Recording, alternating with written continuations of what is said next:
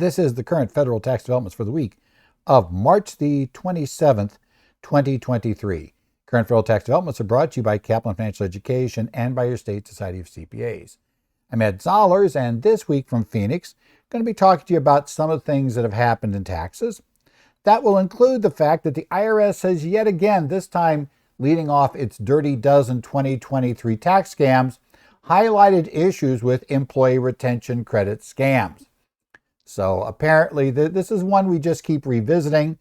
We had the week before had the IRS issued a separate press release on the item, and also the OPR indicating some responsibilities of tax practitioners. Now we again have the IRS coming back in this. So I guess we can take it they're trying to send a message of some sort. We also had released this week an IRS guidance on how we should classify a non-fungible token, NFT. And we'll talk a little bit about that. If you don't know what one is, we'll try to quickly explain what one is. And then we'll talk about why this is an issue and what the IRS is planning to do with it. The bottom line, for those of you that understand it, the IRS is looking at classifying a large class of these NFTs as collectibles, which would strictly limit their ability, or basically eliminate to a large extent, their ability to hold these in retirement accounts. Finally, next we'll talk about the fact, not finally, this is one next to last. I'm going to talk about a court case that deals with an issue, well, a couple of issues, one of which we see quite often, where a taxpayer will attempt to claim expenses in an entity that they have formed for business, but where the entity didn't pay the expenses, and that'll be a problem here, as well as the more general problem of what happens when you try to claim a home office expense when you've decided to incorporate your business. We'll talk a little bit about those issues. Finally, we're going to have a very, very shortest guidance I've ever actually dealt with on this program, but a very short piece of guidance that reminds about something important about the Bipartisan Budget Act audit regime for partnerships. And we'll discuss that when we get to that. So let's start with the IRS's opening up with the annual Dirty Dozen tax schemes. And when they do this every year, they basically list, as you might guess, Dirty Dozen means they're going to list 12 potential tax scams that are going on. Now, this week they begin and they kind of start with the top one and work their way down. And this week they decided to pick out as the top one, which is interesting because everything else was generally dealing with what we might call security-related scams, people trying to steal taxpayer data or get other information out of taxpayers. And rather, the first one, though, deals again with the employee retention credit claims. And the IRS, yet again, I guess this time the new commissioner got to put his name on the press release that came out, the news release that came out. But they're going to talk about them as being, in this case, to the IRS's view, the number one scam in taxes for 2023. As I stated, we already just kind of started off this announcement. Again, the IRS is doing these. We're going to have all 12 of these come up. You can see them. They're published every year, and they're the IRS's attempt to bring to light some problems that taxpayers may be running into that they may not recognize as scam situations, that, to protect them or to at least keep them from doing things that might end up being more out there in left field than they may have been aware of. Now, the number one, as I said, relates to what the IRS's favorite tax complaint recently has been, the employee retention credit, and, basically aggressive claims in that area. And that's been a major issue. Now, as I noted, they'd already posted warnings the previous week. One to practitioners who are involved in any way, shape, or form with clients that are claiming the credit. And the other side of it related directly to the businesses and taxpayers that are receiving these promotions about applying for huge amounts of employee retention credit money. Okay. So that's the background here.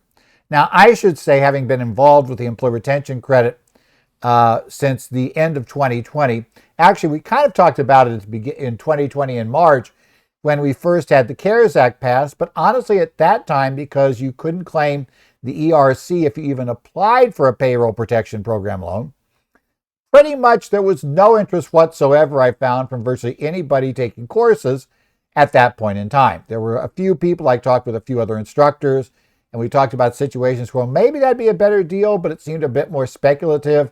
The Paycheck Protection Program loan certainly seemed like more of a sure thing. that we knew it was going to happen there, and we didn't have to worry about how quickly the business might be able to recover and how various other things would happen. So for various reasons, didn't really do much until the end of December, when Congress changed their mind entirely and decided that, oh, well, even though you have gotten a Paycheck Protection Program loan, we're going to let you qualify for the ERC so long as you don't use the same wages to get out of your employee retention credit. Basically apply the same wages for the ERC that you have applied to get forgiveness for your PPP loan. And that opened up the floodgates. Of course, this was late in the game. It was retroactive, which meant that nobody had filed for 2020 on their 941, at least no small organization had. And it was not going to be terribly likely, as late as it came out, that much was going to get out and known by most of the employers until maybe the second quarter 941, especially as late as the IRS came out with guidance. So bottom line, this has always been, for the vast majority of smaller taxpayers at least, a credit that's been done on a claim for refund. And as we are aware, it has attracted a lot of, shall we say, less than reputable promotions in your mailbox.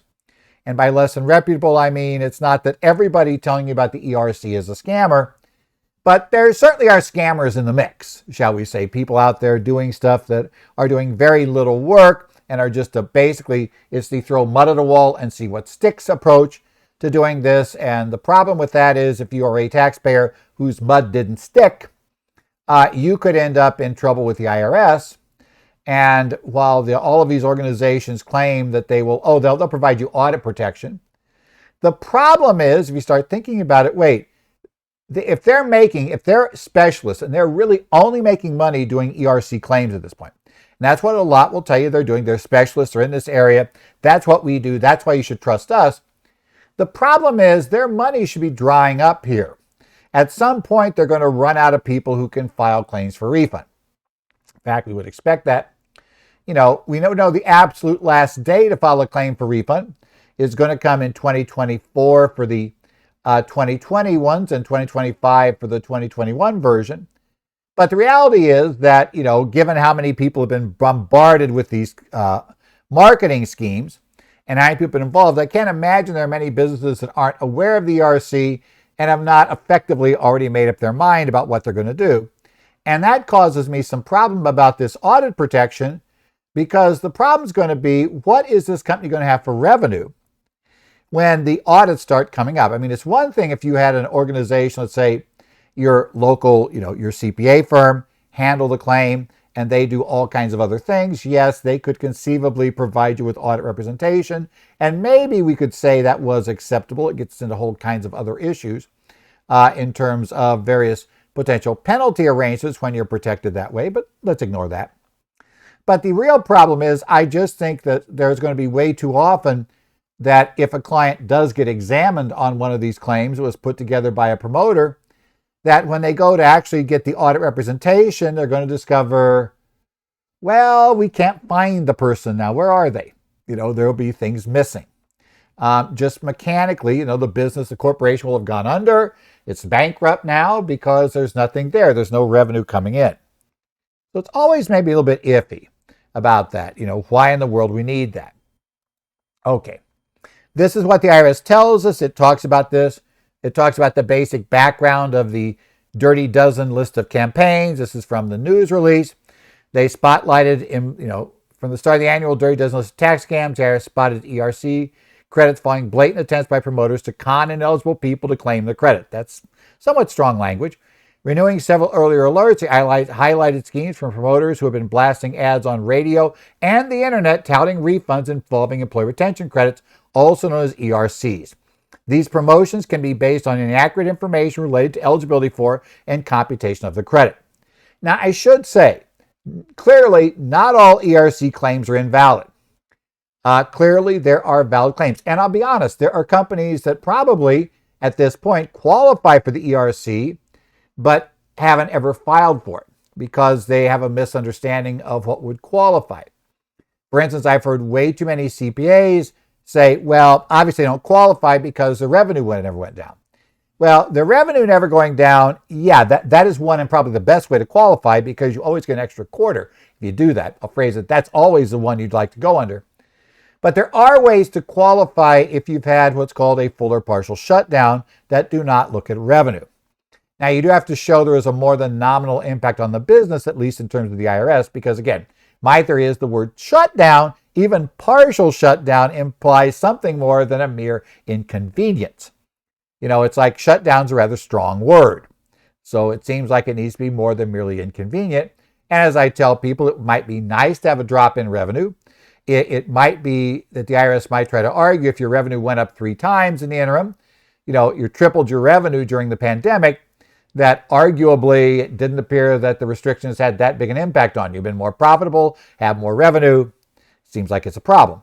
But at least in theory, it's covered. And in fact, the way the IRS phrased it for restaurants, it appears that a lot of restaurants, even if they absolutely did a killing in terms of selling via drive-through or let's say takeout delivery, they absolutely made up for anything lost within basically in restaurant dining with that kind of situation like a lot of fast food restaurants did. It appears they still qualified because the IRS seems to just say, oh yeah, shutting down your in-room dining as long as more than 10% of revenue back in 2019, that's considered to be, a significant, basically, or let's say that's considered to be a partial suspension of the business. And it's like, okay, you go down that path.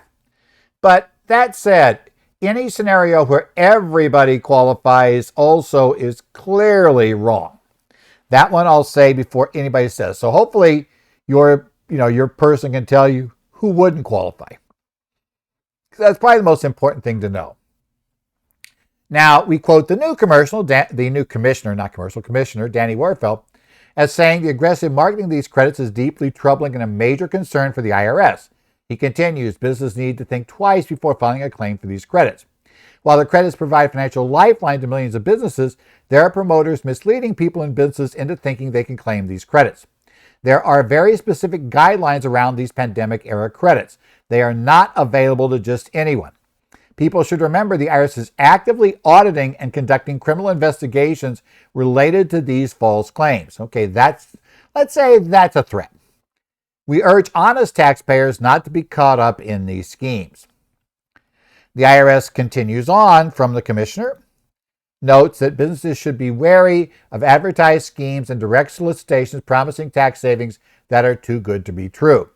They should listen to the advice of their trusted tax professionals. Taxpayers should remember they are always responsible for the information contained reported on their tax returns.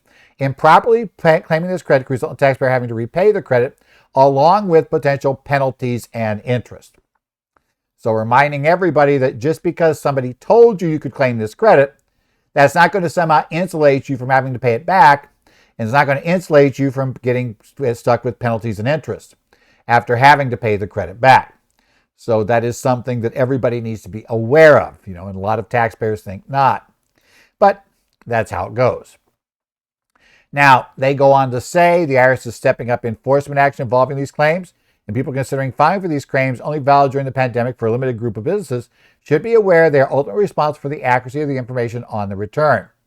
The IRS Small Business Self-Employed Division has trained auditors examining these types of claims and now bring out the threat, the guys with the guns and badges. The IRS Criminal Investigation Division is on the lookout for promoters of fraudulent claims for credits. Third-party promoters of the ERC often don't accurately explain eligibility for and computation of the credit. I can say that one for sure. I've actually seen that with people where they give vague descriptions of who will qualify and virtually invite the taxpayer to say, oh, well, I qualify. And the promoter is set them up, and it's clear, perfectly be able to say, well, we just rely on the fact they told us they qualified. We didn't actually, no. We were never hired to figure out if they qualified. We just asked them if they did, and all we were doing was helping them prepare the forms. Yeah, that could be a problem. They note some of the things we hear from promoters and make broad arguments suggesting all employers are eligible without evaluating an employer's individual circumstances. That's huge. Any good study should be spend a lot of time in detail looking at specific taxpayer circumstances and fully understanding their business. If you're going to claim partial suspension, I mean, the revenue side, yes, we can just look at gross receipts. But if you're going to claim partial suspension, you have got to fully understand the client's business and the direct nature of the impact. For example, they go on to say only recovery start businesses are eligible for the ERC in the fourth quarter of 2021, but these third-party promoters failed to explain this limitation. Right? In addition, some third parties do not inform employers they cannot claim ERC on wages that were reported as payroll costs in obtaining payroll protection program loan forgiveness. That whole area of integrating with the PPP loan is a complex one. And again, if your promoter never mentioned anything about that, you're in big trouble. I'll just phrase it this way. If they didn't mention that, they have a high probability of having left out other important details, and you, nice client, are hung out to dry.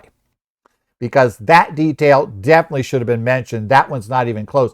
But it is complicated and messy, and really in a best situation with people I know who are doing this back before the promoters showed up, and we're actually working with clients. Part of the deal there was to help them apply for PP loan forgiveness in such a way to minimize the loss of the ERC. And there was actually a real interesting way, there were a lot of things you could do there.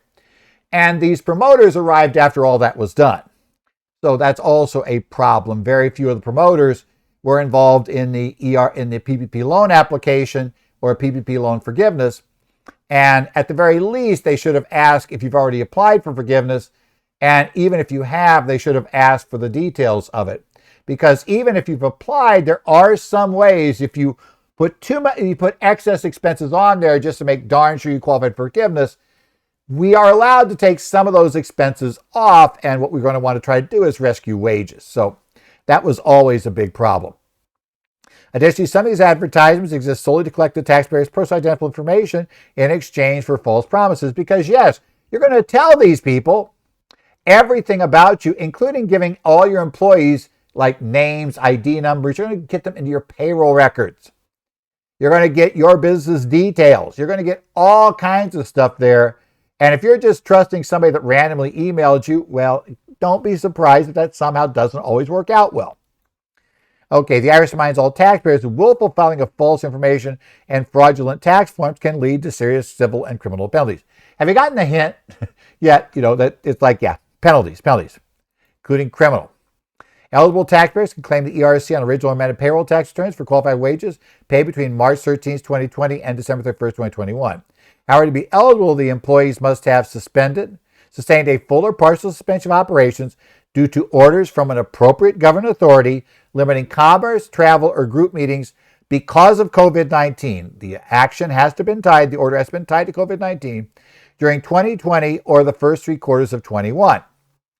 Second, they can qualify separately if they experience a significant decline in gross receipts during 2020. That was a 50% drop from the quarter in 20 to the same quarter in 19, or a decline in gross receipts in the first 3 quarters of 21. In that case, we're looking at a decline of 20% from the quarter in 2021, normally to the quarter in 19, or a 20% drop in the immediately preceding quarter compared to the same quarter in 19. That was the other way in there, or your recovery startup business for the third and fourth quarter of 21. And again, if that one is not one we usually see the promoters pushing, because that one has a maximum credit for the employer of 50 grand. And these guys generally don't consider 50 grand worth spending their time on, right? In essence, they're looking for their 20% of a, preferably 7-figure refund claim, not 20% of 50 grand. 10 grand's not worth their trouble. That's the way it kind of works in many cases. Okay, next up, the IRS issued a notice that's going to treat some non-fungible tokens as collectibles. This is note 2023-27, issued on the 21st of March. Now, if you don't know what a non-fungible token is, okay, fungible means, of course, that things can be substituted for one another, right? So like dollars are considered fungible. Dollars are considered fungible. A dollar I have here in my wallet today, I can exchange that, for a dollar that you have in your wallet. We could trade those and there's no real difference. We haven't changed anything. They're totally we can substitute them at will. A non-fungible, so let's say, and Bitcoin is also a fungible, in this case, a token on the blockchain. So it's a token, but basically every Bitcoin's worth the same thing. It doesn't matter that you've got this Bitcoin versus that Bitcoin. If you have Bitcoin, again, one Bitcoin is just like another. Non-fungible tokens use the blockchain, but they use specific ownerships where each token gives certain specific rights. And that's the key issue here. So they're not the same. So for instance, a non-fungible token could document that you have ownership of a specific piece of art, at least if tied to a contract that states that. It could give you rights to, let's say, get entry to a concert. It could give you rights to, be able to have, make use of some property once a year. There's something, but it's where it's not, it's not like identical to the other tokens on the chain. It is for a specific thing, like that specific painting that you own that we've agreed we're going to document on the blockchain. That would be a non-fungible token. You would own the NFT, but that NFT itself is really nothing. Rather, it indicates some other set of rights that are out there. The IRS has issued their notice now, 2023-27, indicating they plan to look through the NFT to the underlying assets or rights that it represents to determine if the NFT is a collectible under Internal Revenue Code section 408M2, right? What's the implications of it being a collectible? Well, the first thing is if that NFT that's a collectible is acquired by an IRA or a qualified plan, it'd be treated as a distribution to the beneficiary. So basically, you can't hold these in a qualified plan if the NFT is found to represent a collectible. It also, if you sell the NFT, is subject to the higher 28% capital gain tax rates, right? So you remember the tax rates for collectibles, that's in the mix as well. And there are a bunch of other IRC provisions they'll mention in the notice that make references to collectibles in various structures, various situations. And in that case, they would affect that to determine if this was considered a collectible. Now, the IRS in the notice explains what an NFT is and talks about it as a unique digital identifier that's recorded using distributed ledger technology and may be used to certify authenticity of ownership of an associated right or asset. It's basically the blockchain, right? I don't know if that clarifies it for anybody who doesn't know what the blockchain is. It seems like just to complicate matters, but let's just assume it is we have a way of proving ownership, entry in a ledger, that we basically say, since you control that entry in the ledger, you have ownership of this thing potentially in the real world or ownership of some rights or whatever. Can be various things. Ownership of an NFT may provide a holder with a right to respect to a digital file, such as digital image, digital music, digital trading card, or digital sports moment, that typically is separate from the NFT. It's basically virtually always is. If you've heard about the Bored Apes Yacht Club, that whole craziness, that's tied, NFTs tie you to your Bored Ape that you're in that mix for, right? Alternative NFT ownerships may provide a holder with a right to respect to an asset that's not a digital file, such as a right to attend a ticketed event, certify ownership of physical items. For purposes of this notice, the right that the NFT provides or ownership of an asset NFT certifies is referred to as its associated right or asset. And we're going to look to what that is and then determine, is that a collectible? And if it is, we're going to treat it as such. Now, as the IRS mentioned, Section 408M1, which is in the IRA section of the code, provides the acquisition by an individual's retirement account of a collectible shall be treated as a distribution from the IRA equal to the cost of the IRA of the collectible. 408M1 also provides the acquisition by an individually directed account under a qualified plan under Section 401A of a collectible shall be treated as a distribution from the account equal to the cost of the account of the collectible.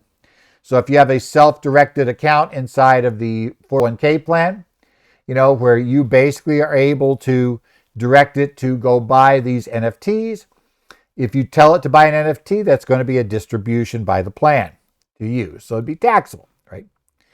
Pending the issuance of guidance, they plan to issue more detailed guidance, but the IRS intends to determine whether an NFT constitutes a collectible, by analyzing whether the NFT's associated right or asset is itself a collectible under 408M. And it's referred to as the look-through analysis. Under the look-through analysis, an NFT constitutes a Section 408M collectible if the NFT's associated right or asset is itself a Section 408M collectible. So, basically, we'll be looking at that, trying to figure out, let's say a gem. Let's say that you have an NFT and it says you own this gem. Now, even though that gem's a physical asset, it is under Section 408M2C, that's considered defined to be a collectible. Gems are collectibles. Therefore, if you have ownership of the NFT that certifies ownership of the gem, that NFT ends up constituting a Section 408M collectible with the affected impacts. Conversely, if an NFT does not constitute a Section 408M collectible, if the associated right or asset is not itself a Section 408M collectible. For example, a right to use, develop a plot of land in a virtual environment generally is not a 408M collectible. Yes, they actually sell that sort of stuff. So, in that case, the NFT provides a right to use, develop a plot of land in a virtual environment does not constitute a 408M collectible. So, pretend land, right? That's not a collectible because it's not in the list. You can take a look at 408M, you'll see a list of things that are collectible. Non-existent land in a non-existent world is not considered a collectible. So there we go. That's how it works.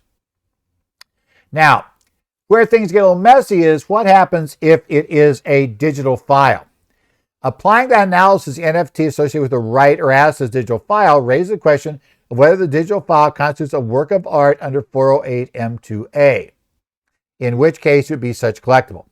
So let's think about the Bored Ape Yacht Club, right? So you have the exclusive right to this Bored Ape, right? It's your, you can use your avatar, you can use it for whatever, but it's yours exclusive right. Now that Bored Ape is really just a digital file. I think it's a JPEG actually, is what you get. Now we document you own that JPEG, but that's that file. The IRS says it's not clear if that file constitutes a work of art. And this is not a commentary about the artistic skills of the parties developing the Bored Apes, which will let you have your own thoughts on that, but rather whether such thing would be a work of art. So if somebody created a digital painting, right? They have their, and right? We know that can be done now, right? You can basically create art or you can create images, create art on your, iPad. You can create it on, a computer using various methods. So there are various ways you could create this. In fact, we have AI generating such art. Is that considered a work of art? That's going to get interesting as to how the IRS would deal with that. They're currently not saying which way that goes, right? Now, what they do say is they currently leave digital files not included in any other categories. So it can't be a rug. That could be interesting. Antique, metal, gem, stamp, coin, or alcoholic beverage. That does not mean an NFT can't tie to that. They do. We're talking, though, about an NFT that only gives you a right to a digital representation, digital file. Those digital files cannot be gems. What's not clear is, can they be art? And that's probably a more interesting discussion as to when is a digital file art and when is it not. Obviously, we have people that are artists, that are electronic artists, that are creating what they believe to be art, and they would say is art, and we can argue is art. But the other question is, but a digital file that maybe is just, Section 179 of the Internal Revenue Code, if I have a digital file of that, well, that's not really a work of art, but it's still a digital file. An NFT could give ownership to that as well. So that's where it gets more interesting. Now, they are requesting comments as part of this before they get their final guidance. For they want to know if the notice that's done currently provides an accurate definition of NFT, or are there other definitions of non-fungible tokens that should be used in future guidance. And with respect to look-through analysis, are there instances in where there are concerns in applying analysis in which alternative analysis may be more appropriate? Do you see glitches here? What burdens are imposed by making this look-through analysis? How that could work. How might the analysis be applied, this is interesting, to an NFT with more than one associated rights or assets? For example, if one of the associated rights of an NFT is a Section 408M collectible, Bored Ape Yacht Club image, but another is not a collectible. So you have a right to develop land in the Bored Apes, in the Bored Ape universe. There's like Bored Ape World, and you can develop land in that. How do we deal with an NFT that gives us both rights? Is it a collectible? Is it not a collectible? Is it partially a collectible? How would you do that? How might the potential for the owner of an NFT to receive additional rights or assets due to ownership of the NFT be treated? As I said, what if those that put together the Bored Ape Yacht Club, did decide to add these other rights, and that existing owners would get them automatically, and new owners would be able to buy a special version, right? That would get them the Bored Ape plus whatever special rights are there. Are there other factors considered when determining whether an NFT is a Section 408 collectible? For example, what factors might be considered to determine whether a digital file constitutes a work of art? Right? Art is in the eye of the beholder. Well, probably need something better than that. Okay. What factors might be used to determine whether an asset is tangible personal property, particularly in the context of digital files? Is it tangible personal property or is it not in that context? What factors might be relevant if the entity's associated right is less than full ownership of an asset? What happens if the right is simply personal usage of file? And in many cases, that is the right. If you buy that sport moment, you don't really get full use. You can't relicense that to ESPN or whatever. You're able to use that, on your own. You can display it on your own, but you're not allowed essentially to do anything else. You don't have ownership of that clip. You just have a right to use. Does the application for 408M to an individually directed account under a qualified plan raise any issues other than those raised for IRAs? Anything special there we need to worry about? And what other guidance with regard to non-fungible tokens would be helpful? So obviously the IRS is working on this. Now I guess good news for us is that with the crash in the market for NFTs, probably interest in those has dropped dramatically. A year or so ago, the interest has been way higher. Now it's down to very little. But you never know. It may come back, so they're going to deal with that. And we still have to worry about if somebody did buy it and then sold it off. Is that a collectible gain or is it not? Next up, we're going to talk about the court case greatest common factor versus commissioner. Right? This is a case that is a tax court memo case, 2023-39. Came out on March the 23rd. This is a case of a C corporation. Greatest common factor is a C corporation owned by, at the time, husband and wife. Apparently now they are no longer married, but at the time they were a married couple, and they did that. Now, this C corporation was claiming expenses related to the husband's home office, which he was using, which they claimed he was using for the corporation, was the home office. Now, the corporation did consulting, and basically what it had for the year in question was a single contract with the U.S. Department of Defense that required all work be done on an Air Force base. Right? It was one of those for national security. He had to come into the Air Force. He had to work in a secured environment. He was not allowed to take any work home. He was not allowed to take any material home. Right? All work had to be done on site, not allowed to do anything away from the site. That's important to understand about these rules. Now, before we get started here, let's talk about something that's always in the background if you're going to try to be an employee, because it's a corporation, so he's an employee, and we're going to try to rent office space to the corporation, to an employer at all. Section 280A C6 specifically says that paragraphs 1 and 3 allowing a deduction, the exception to no deduction for any expenses that come from property used by the taxpayers or residents. That is actually there's no exception to that if you are renting a portion of your dwelling unit to your employer, right? So if you're using that, performing services as employee of the employer and at the same time collecting rent from your employer, you can still have rent. I mean, the employer could still deduct that rent paid to you, but you can't claim any expenses against that rent. So bottom line, it's just going to be additional income to you. Now, in this case, the taxpayer, as we'll discover, did not have a rental agreement with the corporation, and nothing was mentioned in the case about whether the taxpayer tried to deduct related expenses on his 1040. We're told he couldn't have, but that's a different issue. They never mentioned whether there was an accountable plan attempt to get on here. Sometimes there is an argument to be made that, well, even though you can't lease the property to your employer, as long as you would qualify for a deduction, at least back prior to 2017, as an employee business expense for the office and home, that the employer could reimburse your expenses. Now, whether that reimbursement can include a portion of the depreciation is a whole long and open question. But, because that gets back to, well, is that an expenditure or not? But in any event, there'd be that argument. But we have no mention here of any sort of accountable plan. So we're just going to assume he didn't have one. If you're going to have one of those, they have to be documented. And it's presumed he didn't have one. Plus, wasn't a whole lot of evidence we needed here. There were two problems on this deduction. The first one, a C corporation may deduct payments made to lease office space from the owners. There's no question about that. But as the court said, there was no evidence in the record indicating there was ever a rental agreement between the taxpayer and his corporation.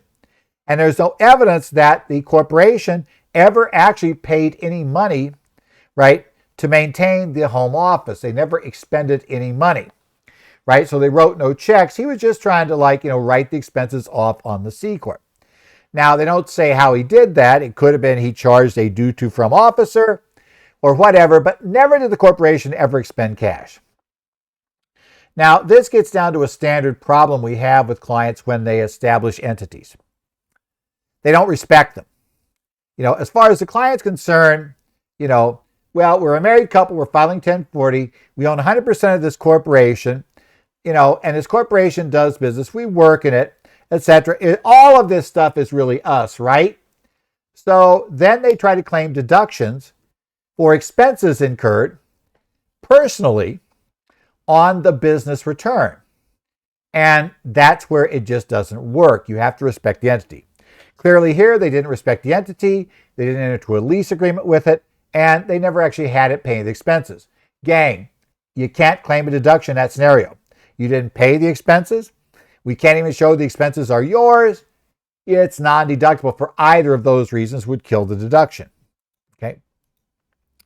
And then there was another problem he had anyway, and this would have killed even if we argue that the Section 62, basically reimbursable, accountable plan program reimbursing employee expenses would work.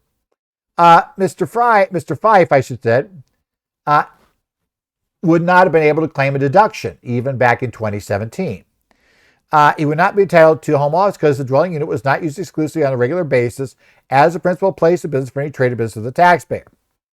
As noted, during the years in issue, he was forbidden from working on anything for that contract in his home office. He's not working anywhere except on the Air Force Base. And because of that, he couldn't claim the deduction. That would have been treated even if he hadn't incorporated, if he was a Schedule C. Now, right, if he was a, Schedule C sole proprietorship, then we wouldn't worry about leasing it to the Schedule C. That's not relevant. He's him. It all works together. Then we are all really one thing. But what we don't get in that case is that, he couldn't work at home. He couldn't use the home office. So the home office couldn't be used for any work. So because of that, sorry, no deduction would be allowed. Finally, the shortest guidance we've ever seen, and I've already talked about in this program, the IRS issued this week. The IRS reminds us very concisely that BBA opt-out can only be done on a timely filed return.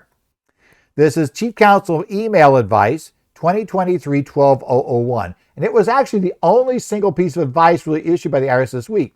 They issue a bunch of letter rulings, and they may issue some TAMs, may issue some Chief Counsel advice, full memorandums, and they may have one or two of these emails and, some various other things. But this week, all they had was this one email, and shall we say it was short. Now, one issue we have with email is the reason why it's short, we normally only see one side of the conversation. Somebody in the IRS is asking somebody in the Chief Counsel's office about some matter that does have an impact, that is considered to be some sort of guidance on a tax matter that's being developed internally, which the IRS is now required to make public, generally under lawsuits filed years ago by tax analysts. So this is one of the categories in there.